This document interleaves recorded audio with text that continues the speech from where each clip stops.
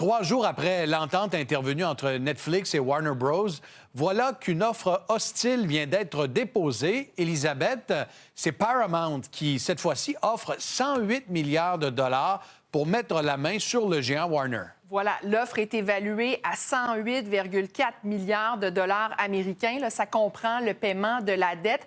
L'offre de Netflix, là, rappelons-le, c'était évalué à tout près de 83 milliards de dollars. La différence dans ce cas-ci, là, c'est que Paramount Skydance propose d'acquérir l'ensemble de Warner Brothers Discovery, dont le portefeuille de chaînes, et c'est une offre entièrement en argent. Maintenant, dans le cas de Netflix, là, son offre, ça vise essentiellement le studio Warner, mais aussi la plateforme de vidéo à la demande HBO Max. Paramount, qui, il faut le savoir, avait déjà fait d'autres offres là, avant cette offre hostile là, qui est déposée aujourd'hui. Et hier, le président américain Donald Trump qui a exprimé certaines réserves là, par rapport à l'offre, l'entente avec Netflix, disant qu'ils avaient déjà une très grande part du marché. Et là, regardez, écoutons en fait ce qu'il a dit un peu plus tôt aujourd'hui.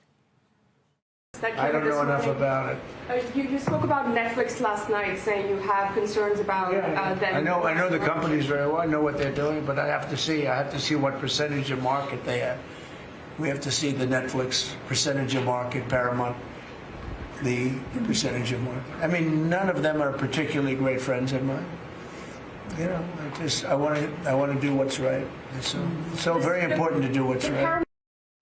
Ouais, contrairement à Netflix, Paramount veut aussi acheter les chaînes de télé comme CNN qui appartiennent finalement à Warner. Voilà. Il faut mentionner, Elisabeth, qu'il existe des liens quand même entre Donald Trump et le président, ou en fait le grand patron de Paramount. Voilà, le grand patron de Paramount, David Ellison, et son père, c'est Larry Ellison, qui est connu, en fait, qui est décrit par certains comme étant d'abord un proche de Donald Trump, un supporter également.